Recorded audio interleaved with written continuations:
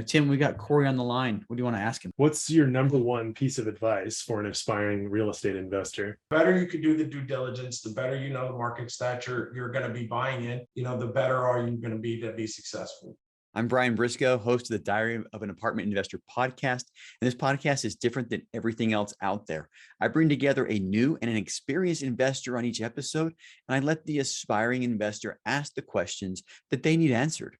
So if you're an aspiring investor yourself, you probably will have the exact same questions. Now, before we get to this episode, make sure you hit the subscribe button below and that little bell to make sure you get notified every time we post a new episode. And now, enjoy the show. Welcome to the Diary of an Apartment Investor podcast. I'm your host, Brian Briscoe. And like always, I'm very excited for this episode. Recording a podcast episode where I ask the expert episode is one of my favorite things. So I always get excited. We've got two great people on the line with us. We've got our experienced investor, Corey Oliver, and our aspiring investor, Tim Burkhardt. Corey, as tradition, you're up first. So welcome to the show. Thank you very much. I'm so happy to be here. And, I look forward to telling everybody what I know. All right. It's going to be a lot of fun. Let's start, instead of with what you know, let's start with who you are. Tell us a little bit about yourself, where you came from, and give us an idea of what your background is. Sure. My name is Corey Oliver. I do real estate on the south and the west sides of Chicago.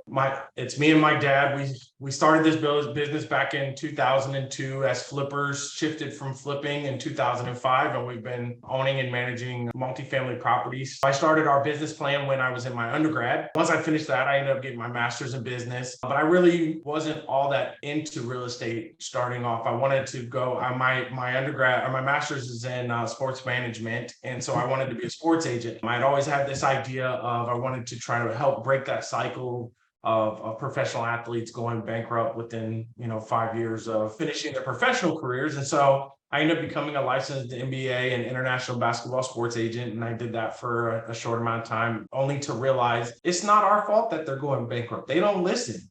And so so I had several experiences realizing, okay, maybe it's not so much the agent putting them in bad situation and having them blow all their money. It's they don't often listen to good advice, and they think that the check is always going to be coming in. And so then I was like, okay, well, maybe then I can go and become somebody who develops a portfolio and then kind of attack it from a different side of it, and then help them develop real estate portfolios and things like that to help them protect their long-term net worth and on the real estate side. And so then I started working back with my dad again. He put me back on the ground as a property manager. So I was pretty much back at square one, out in the field, dealing with our properties from a tenant to manager perspective. Mm-hmm. And then I just had to work my way back up until most recently last summer, I took over all of the companies, and now, I run everything on the day-to-day as well as acquisitions and disposition side. Yeah, nice. Yeah.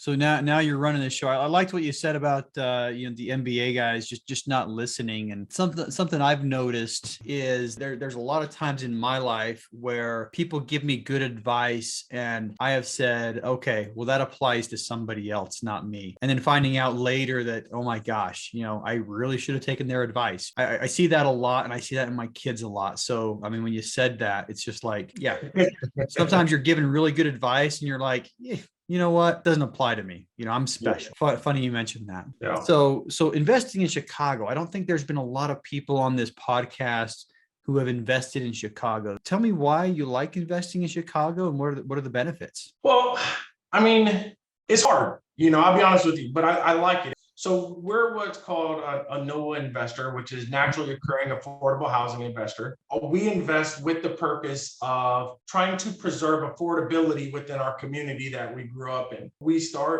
focus primarily on low to moderate income, primarily minority communities on the south and the west side of Chicago. And we just believe that we can make money while doing good. Right. We don't fight and scratch for every penny that can be made. We don't jack our rents up to as high as we possibly can. Mm-hmm. And we find that we can make a good living. We can support a company. We can pay and afford employees, and also allow to keep people in their home. My dad comes from a nonprofit background in homelessness. He takes a lot of the philosophies that he used in that space and he passes it along to this space and makes sure that we can provide suitable housing, quality management, without displacing families from neighborhoods that they've lived in their entire life.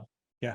Yeah. That's something that happens a lot. I mean, we as apartment investors, a lot of times like the areas that are gentrifying, but there's two sides to the coin. Typically, when you gentrify older areas, you're displacing a lot of people. You're moving people out of the houses, or you're making the place nicer, which from one perspective is awesome. But the flip side is as the rents in an area go up and up and up, people get displaced. So you're doing what you can to keep people into neighborhoods, keep things affordable. Now, we like to think of it as like a controlled gentrification, so because we want the value, we have a fiduciary responsibility to our investors to try to grow the value of the community. But as long as we don't hit like that hyper gentrification where all of a sudden your rents go from 700 to 1200, usually we can kind of control that a little bit. Now, in the market that you're in, I mean, number one, you're in Chicago, which I would assume, correct me if I'm wrong, is probably a very tenant-friendly market. I think investors look for landlord-friendly markets. Yeah. Are there programs, are there subsidies, are there other ways to help these tenants, pay the rents? And do you guys as a company help people get into that? Yes, it is. First and foremost, obviously everybody knows Chicago is a very progressive city, very left-leaning. Therefore, we have the residential tenant landlord ordinance, which stipulates tenant rights, landlord rights. I mean, in Chicago, you could have somebody break in your unit. If you don't catch it in time, all of a sudden they can get squatter rights, which then if you don't get them out in that time, they can then end up getting tenant rights, and you got to treat them as a tenant to evict them and things like that. So there are a lot of headaches like that on the policy and procedural side. Mm-hmm. But the reality is if you're an outside investor in Chicago, find yourself a knowledgeable property manager and you won't have any problems, because there's so many properties.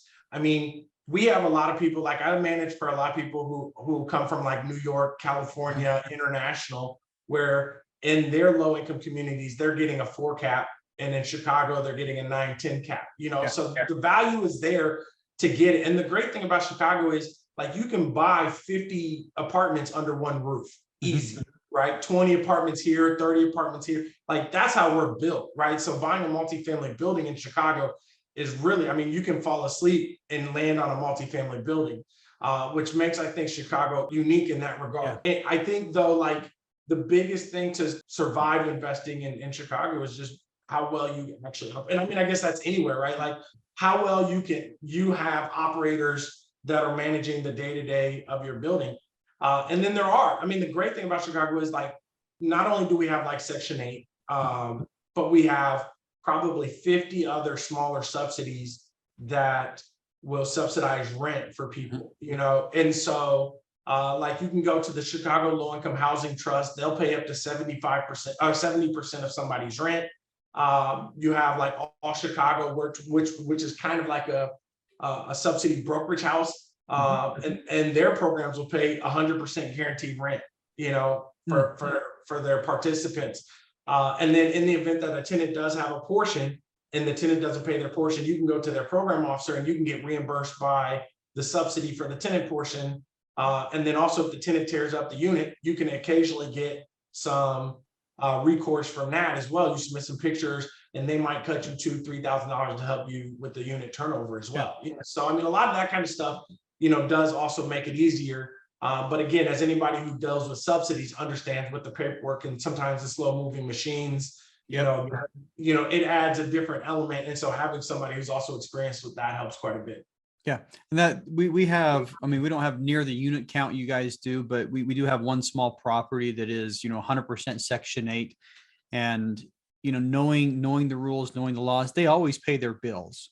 Yeah. Is the answer. Sometimes it takes a couple of months and sometimes you got to go back to them and say, hey, you forgot to pay, the rent for these 6 tenants that month. And 2 months later, it comes in, it hits your account. But yeah, you're right. There's a lot of different subsidies. There's a lot of red tape. There's a lot of paperwork, but there's also a lot of recourses for the owners. And I think it's a space where if people know what they're doing, you can make, like you said earlier, you can make a really good living off of it. You can support employees in the company.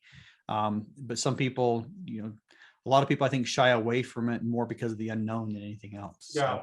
Yeah, I mean, and there's a miss. I mean, I think a lot of people, are like, oh man, low income tenants are just going to tear my apartment up, and which is true. I mean, it does happen. If you, I mean, but just the same, you get market rate tenants, they'll tear your apartment up too. If you don't vet them properly and things like that. And but it's again about understanding what it is that you're doing. If you shove in, if you got a 50-unit building and you go 100% subsidy and you're not very good at vetting your tenant prospects, then yeah, I mean, you could literally put together your own private project where you got gangs and drugs and all kinds of crazy stuff going on. So I mean, you definitely want somebody who knows what they're doing, making sure that they're protecting your asset. Because here's the other thing, right? Like you're going to bloat your income as well, because for a market rate tenant who maybe pays $1,000, I can get a subsidy to pay $1,100 or $1,200, and so my NOI is going to be a little bit more bloated, because, and then my rent roll is going to be, so then when you're going out to the market on disposition, you can kind of kick up your values a little bit because you have more income generating from your building. But in the same breath, like you could have also higher expenses because you got those inspections that you have to always be ready for, and and things of that nature. Like you can't just skate on for a market rate that you might be able to skate on with a market rate tenant for 2 years. So you have to have the right cap reserves, you have to have the right maintenance and reserves and things in place, and make sure that you're not trying to bleed your building out with cash, because otherwise all that money you just put in your pocket, you're going to be taking right back out to do your maintenance and things. Yeah. Good points there. I mean, so make sure you know what you're getting into when you get into these low income housing areas. But let's talk about one particular property that you have under your management. Pick your favorite, or is there one that you'd like to highlight for us? Sure. Yeah. I mean, we just did, so back in 2019 was our last acquisition, and it was a gut renovation, near gut renovation. We bought a 60-unit building on the south side. It was probably my favorite project. I was super excited for it. We originally had put an offer in on it, it was under contract. And so I just said, look, put our offer in as a second position, just in case the deal fell through. I called some friends.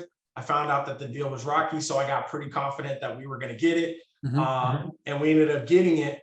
And it was supposed to be about a $1.7 million renovation, turned into about a $2.5 million renovation. But I mean, it was, once we got into it, we found out there's about 18 inches of concrete between each floor. It's a 5-story building, 2 elevators that were a monster, and then fire brick. And I don't know if you've ever dealt with fire brick. Old fire brick is extremely brittle. And so we were demoing out some of the units and some of the wet walls to start prepping in the new water service. And one of the guys accidentally cracked one of the fire bricks, and we literally lost the whole wall that leads to the hallway. It all just crumbled and fell down. And so, but I mean, it was a great, I mean, we finished. So we started it pre-pandemic, worked on it during the pandemic. So we ran into all the supply chain issues. We ran into all of the funny supply cost issues. And then at the end of it, we're trying to get to the closing of the construction and get, stabilized and rented up.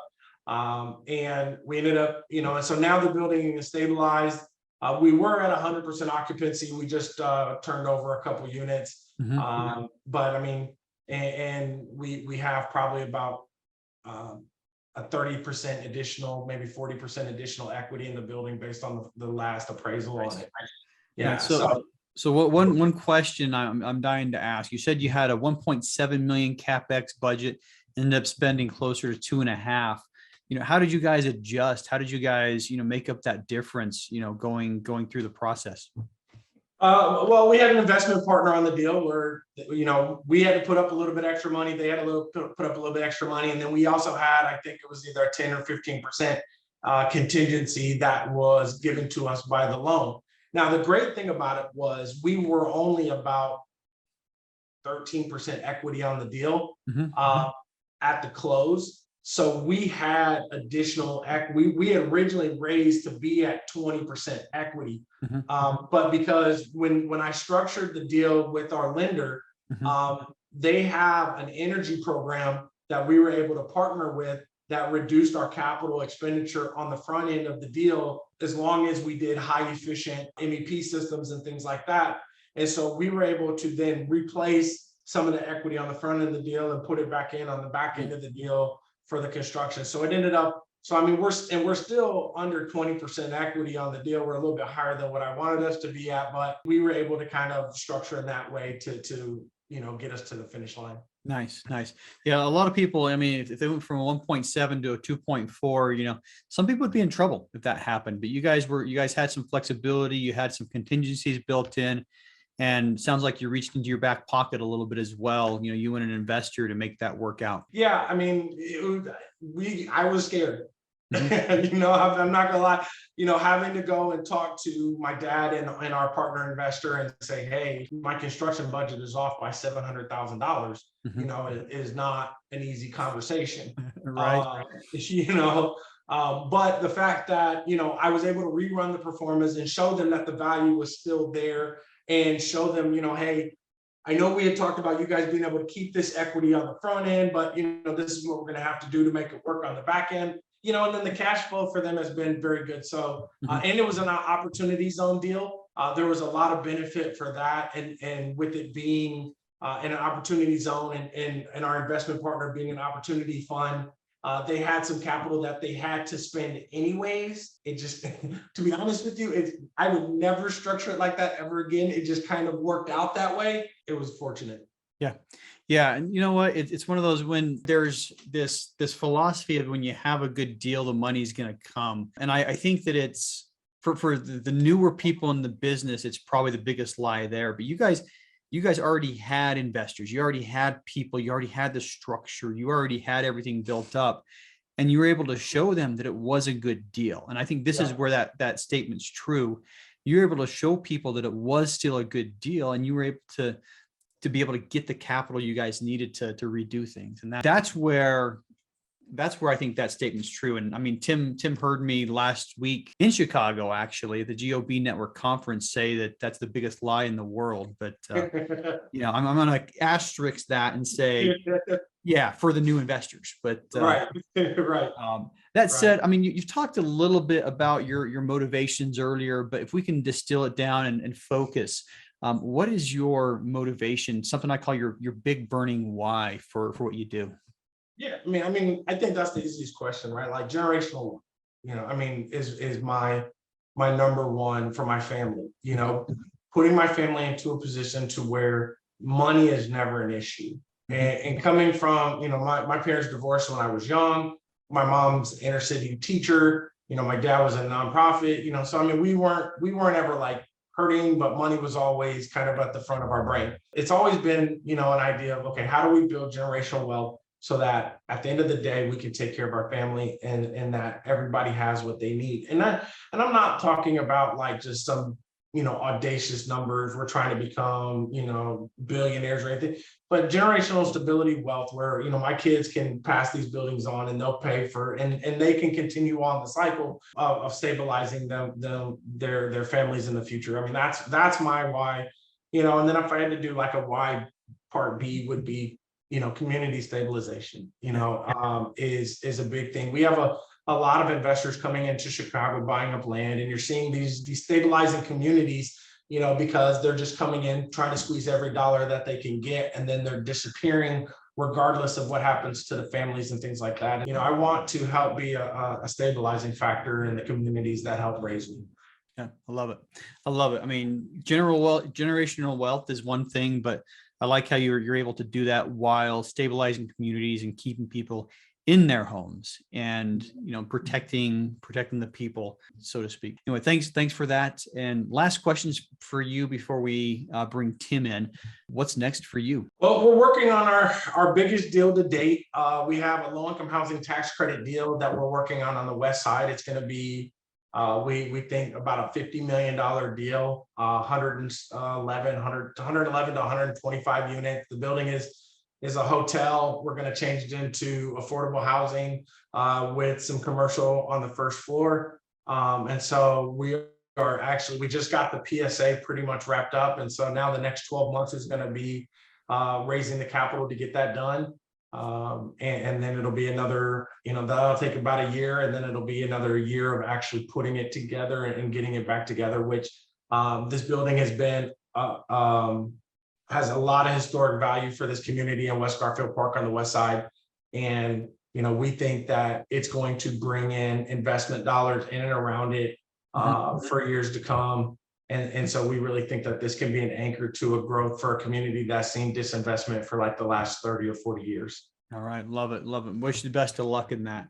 Thank I you. said, now's where we're going to transition and bring Tim on. So Tim, welcome to the show today. Thank you. Thanks for having me, Brian. Glad to be here. Yeah, good to have you on. Do us a favor and tell us a little bit about yourself. My pleasure. Yeah. My name's Tim Burkhardt. Grew up here in San Diego, California. And I have actually got a background in construction. The last 10 years, I've been managing construction projects, all residential remodels, no new construction. About 7 years ago, I had purchased my first rental property in Dallas. I still own that today. And that's really what got my feet wet with real estate. It kind of got me dreaming, a lot of dreaming. And I didn't end up taking action on pursuing multifamily or real estate for quite a while. So just basically super excited to get more involved in it. All right. So San Diego investing in Dallas. And I mean, you know me a little bit. I lived in San Diego for a while. And I think the biggest buzzword with, I guess, San Diegans, is that what we call them? San Diegans? Yeah. And investing in real estate was out of state. And that's what everybody talked about, was investing out of state. So you made the jump to Dallas. Why Dallas? Yeah, that's a great question. So I had known pretty much nothing about real estate when I had first purchased that property. It was money I had made overseas working as a contractor on military bases. And I had a friend that actually had purchased 2 turnkey properties from a company called Memphis Invest. They purchase properties, do a little, small budget for renovating, and then just sell them out. And then they have the property management. So they're all vertically integrated to kind of capitalize on that whole process. So I ended up just putting all my money. I had about 80,000 at the time. I just dumped it all into this property and just said, rather make some, just let it ride, basically. So I was actually I was in the Marshall Islands at the time when I purchased that property. And it just happened to be one that was coming off the shelf for their team. And that was 2015, which happened to be pretty ideally positioned before Dallas really started picking up. So it's worth about triple what I paid. So I'm definitely happy with that. You still own it? I do still own it. Yes, nice. I do. Yeah. And I mean, I've been paying attention to Dallas, and you're right. I mean, it's 2015. Arguably is one of the best times to buy real estate in Dallas. I mean, it's right when things started picking up there, and it's been growing like crazy. I live in Idaho Falls, and the reason I bring that up is Dallas adds an Idaho Falls to their population about every 10 to 12 months, so just faster than a given year, they're adding the city that I live in to their overall population. So there's a lot of growth there, and that's that growth has also fueled the prices in Dallas. So both rental prices and property prices. So I'd imagine, you did fairly well with that turnkey. Yeah, I did. It was definitely a learning experience in the beginning. The pro forma that they had given me right off the bat was based on taxes from when they had purchased the property. And so, in Texas, when you purchase a property, it does a reassessment immediately. And if it's not a primary residence, then basically you paying immediately that year the additional. So it went from me cash flowing about $700 a month to being negative about $200 a month. So that was an eye opener. And it took time. From when the property values are skyrocketing up so much, the rental income lags behind a little. So I was, in a tough position and kind of wondering like if I made a mistake. And I'm really glad that I didn't just decide to offload it.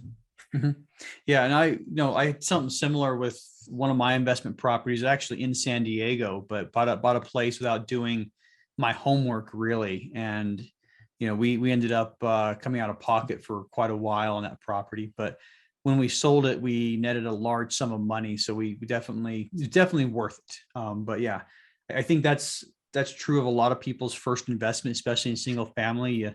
You get in because you think it's a good idea, and you realize that you don't do a lot of your homework first. It's like, shoot, next time, I'm going to make sure I do this. Next time I'm going to make sure.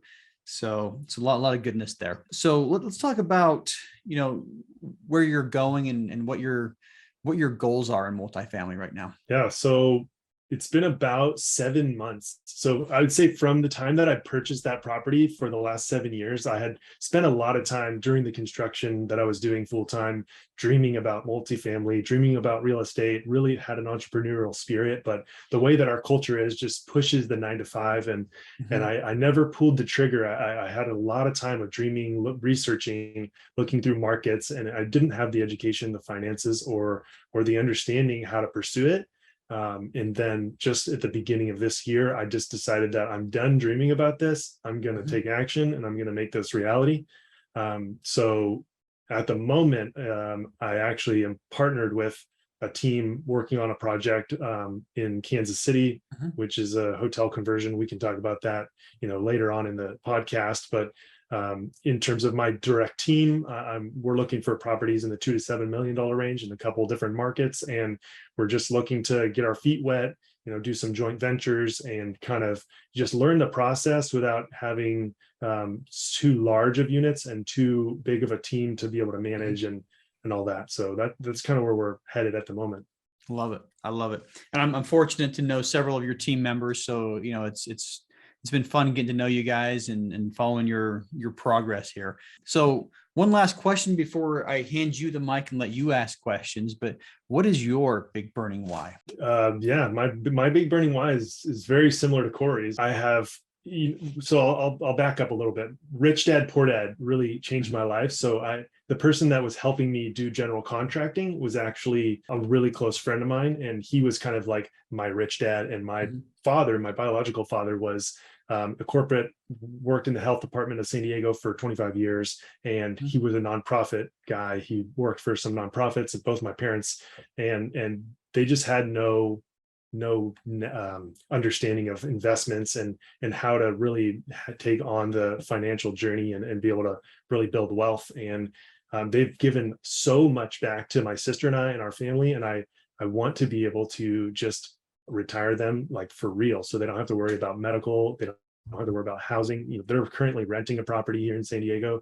And I just want to be able to build generational wealth for my parents, for my family, for being able to take care of my wife and kids, and just not have to worry. I mean, life's hard, whether you want to be successful or you want to be lazy. It's like, would you rather have money or would you rather suffer?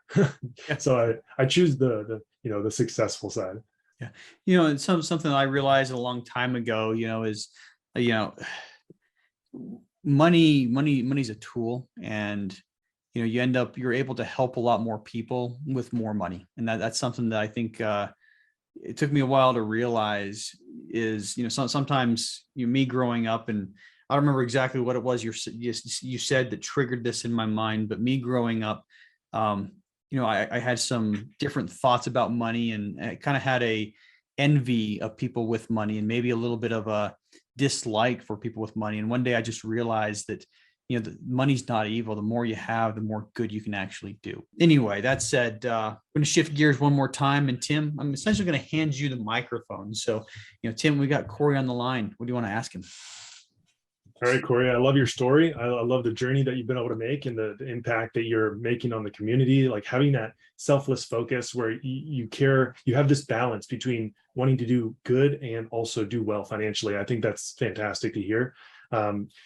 Having, obviously, I'm a new investor, but with the experience that you have, I know there's a lot of investors that don't have that involvement with tenants and working as property management like you have.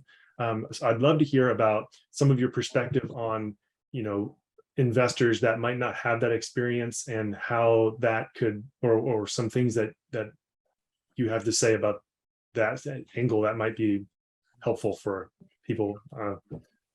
I'm with you. Yeah, sorry. No, you're good. I mean, I think that, because I, like you, am looking at, investing in places outside of where I live and where I'm at. And the big thing is take your heart with you when you go.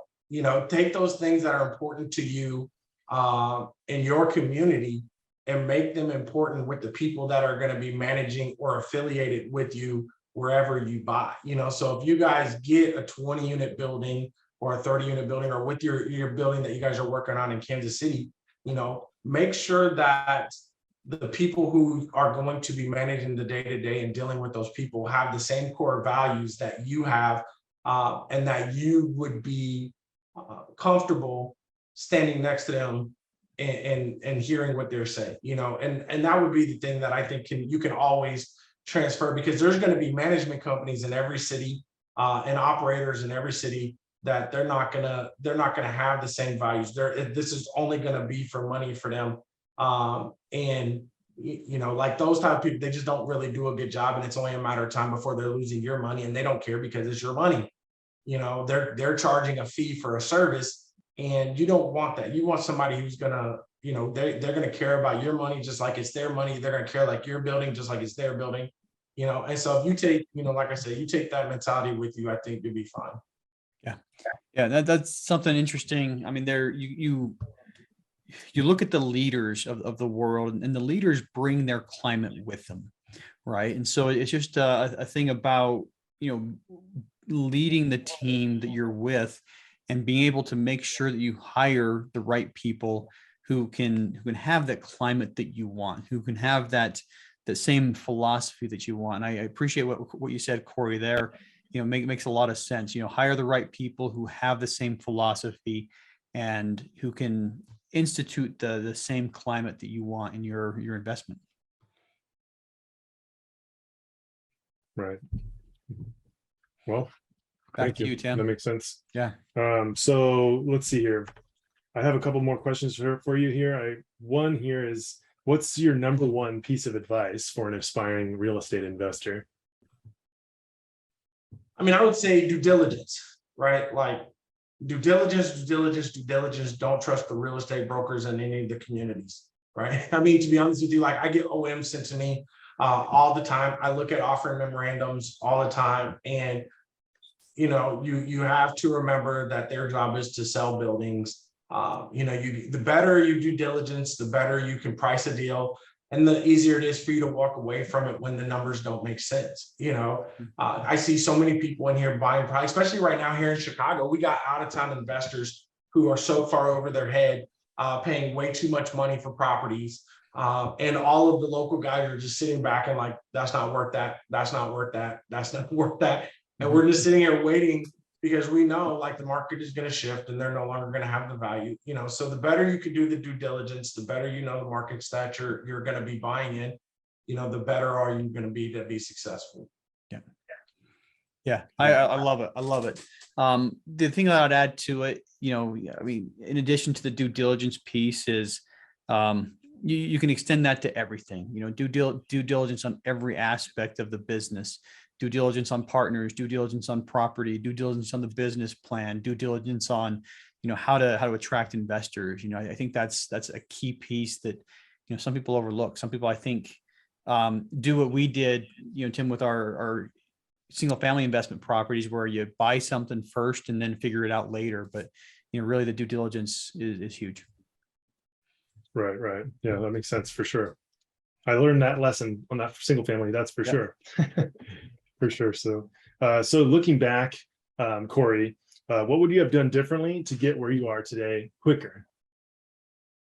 That's a tricky question. Because like for me personally, I need all of my mistakes. I needed everything that I did that I messed up. I don't know that even if I got here quicker, that it would be better, because then what don't I know and what pitfall do I step in tomorrow that now I can protect myself against, I think that, and trust me, I've had opportunities to lose my dad's money and my money on several different occasions where I successfully did that. But these were smaller losses. And so, those experiences now help me protect against the big losses that, could potentially happen, so, I look at my career and I look at doing this as the foundation of building a house, right? Like you don't want somebody to come in and just throw the foundation in as quickly as possible so you can get to building the rest of the house. you're going to end up with a crappy foundation, and so you got to take your lumps when they come, and you got to really spend that time building the foundation of your business so that, the success is not here quickly, but it's here long term. And that's, I would say, is probably a better focus than trying to get there quick. Yeah. Yeah. There, I look at things, I think there's a lot of value to getting into your first deal as quickly as possible, but you just got to realize that the risks that are involved, but I also tend to look at long-term growth. And I know, Tim, you and I have talked about this, earlier, is, it's a lot better to have long-term in mind when you're going through the processes. Sometimes it's a lot better to start small, get into a smaller apartment complex if you really want to get big, and thinking long-term is huge. And I think that's much wiser than, growing too fast and then trying to catch up. Yeah, definitely. I can definitely see the value in that. And I don't mean to discredit any experiences that you had that, like, as a failure or something. Yeah.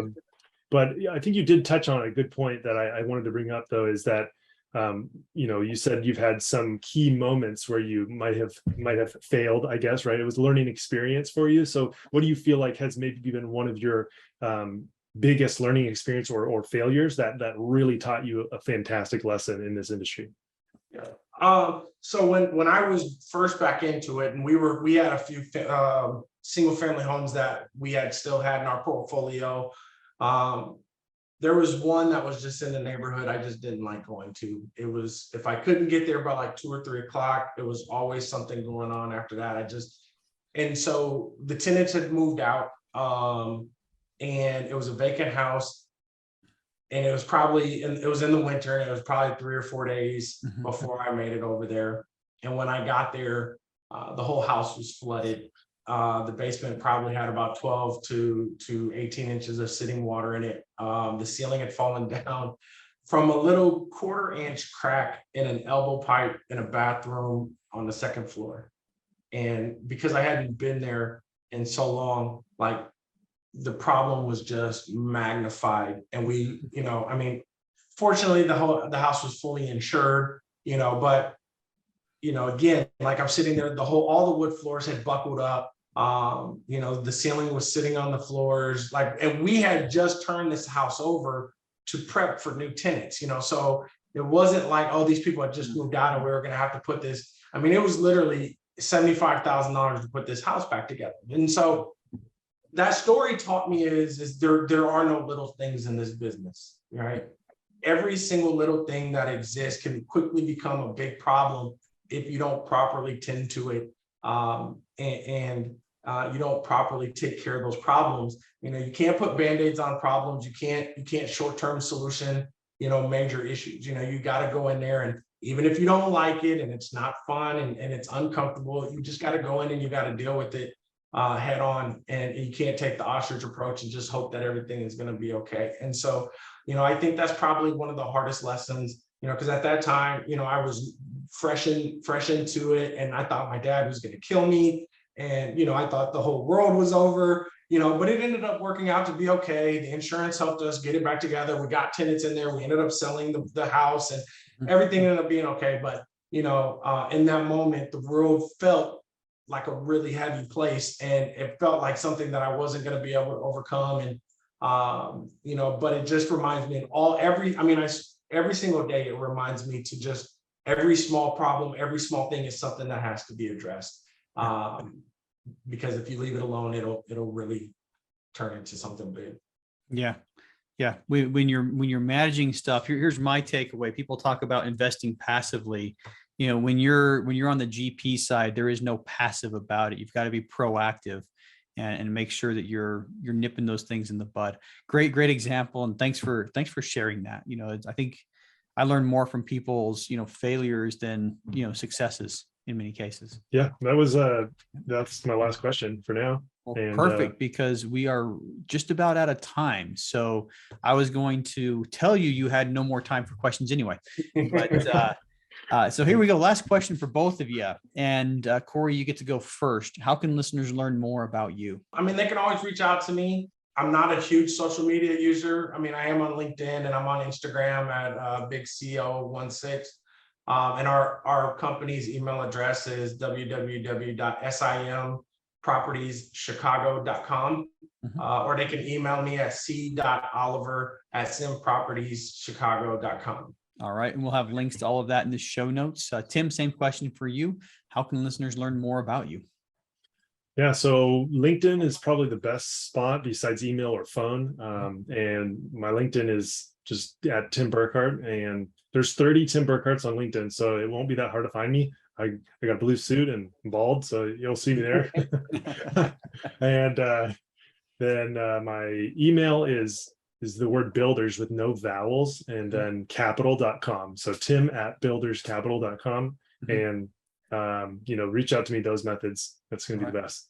And we'll put links to that in the show notes so you can find the right Tim Burkhardt in LinkedIn. If you're connected with me on LinkedIn, just look through my connections. You'll be able to find him really quickly. So he's the only Tim Burkhardt that I'm connected with. So that said, once again, thanks guys for coming on the show. I really appreciate your time, and I had a lot of fun today. Thank you for having me. Thanks. Hey, if you like that episode, make sure to subscribe. But more importantly, if you haven't joined our multifamily educational community yet, which we call the Tribe of Titans, you are missing out. Get 30 days free by clicking the link in the description to this episode, or go to thetribeoftitans.info, and we'll see you there.